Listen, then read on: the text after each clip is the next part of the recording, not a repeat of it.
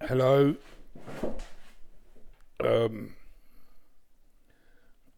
I'm just trying to adjust this. Yeah, okay, so I'm going to do a vlog about HIV because 37 years ago, I believe it is, um, a man called Terence Higgins died.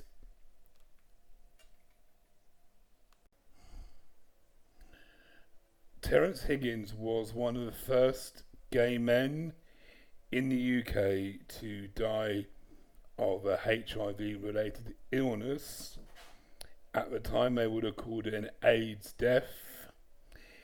Now, in context of the time, the government didn't respond very well, if at all, to the HIV epidemic that was greatly affecting the gay male community, to some degree the drug using community, and there were a few incidences where people had contracted HIV through blood transfusions. But on the whole, primarily at that point in time, it was gay men who were contracting HIV, and most were dying. So Terence Higgins died on the 4th of July 1982, and as a result of this and the fact that HIV was taking a grip in the gay male community, the gay and bisexual community, that the government weren't doing anything and people were dying. You know, I didn't come out till 1992 and it was still bad then, but that period, 82 until the 1990s, was awful. You know, so many guys who are kind of in their 50s, 60s, 70s now were burying people on a weekly basis.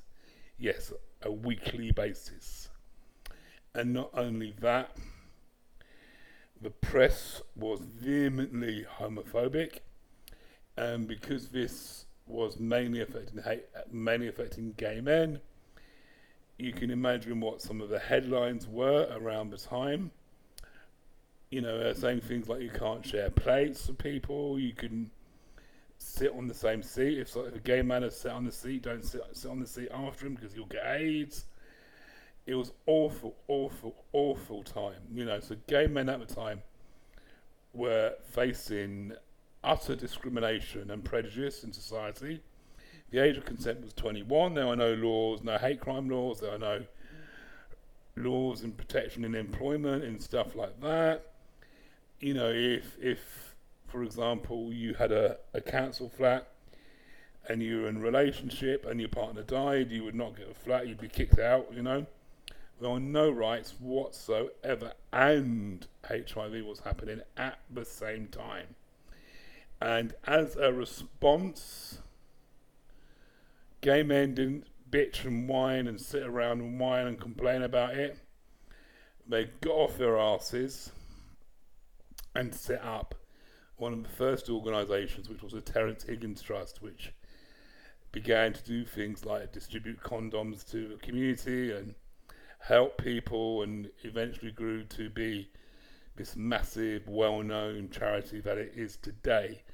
But it had very, very, very humble beginnings, which started 37 years ago today on the 4th of July, because after burying Terry, his friends got together and they went out that night to celebrate his life.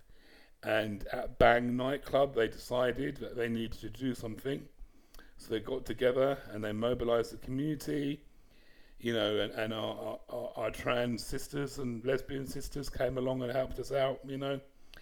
And we responded,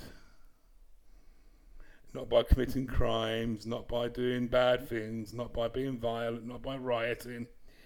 No, we responded by coming together lovingly as a community and setting up organisations and charities and support services, and we made sure that we were looking out for each other as a community. that we had each other's backs and we had each other in our hearts, and we will look out for each other and look after each other and make sure people were visited in hospital and that people were taking stuff. And that is how we responded as a community, and that was 37 years ago today. And it's important to remember how far we've come in those 37 years, and that we can't go backwards in respect to what's happening at the moment in this country with Brexit and everything.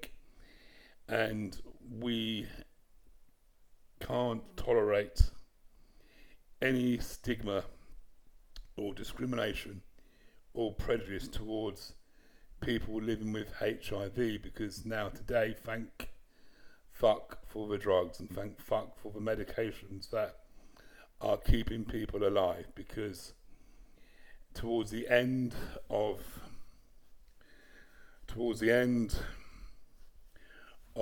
the period when there were no drugs, 1,500 gay men in the UK were dying of HIV. That is 30 a week. That's 4 or 5 a day. So 4 or 5 gay men a day in the UK were dying of HIV-related conditions in the time just before the drugs became available in the early 90s, and before combination therapy became really available in the mid 1990s. So we need to remember that and give thanks. And obviously, it probably would have been Pride weekend in 1982, and it would not have been the same Pride weekend that they're going to have this weekend in London. I can tell you that. There would have been violence, and there would have been people throwing bottles and stones, and the police would have been there, and the police would not be happy, and the police certainly weren't on the side of the community.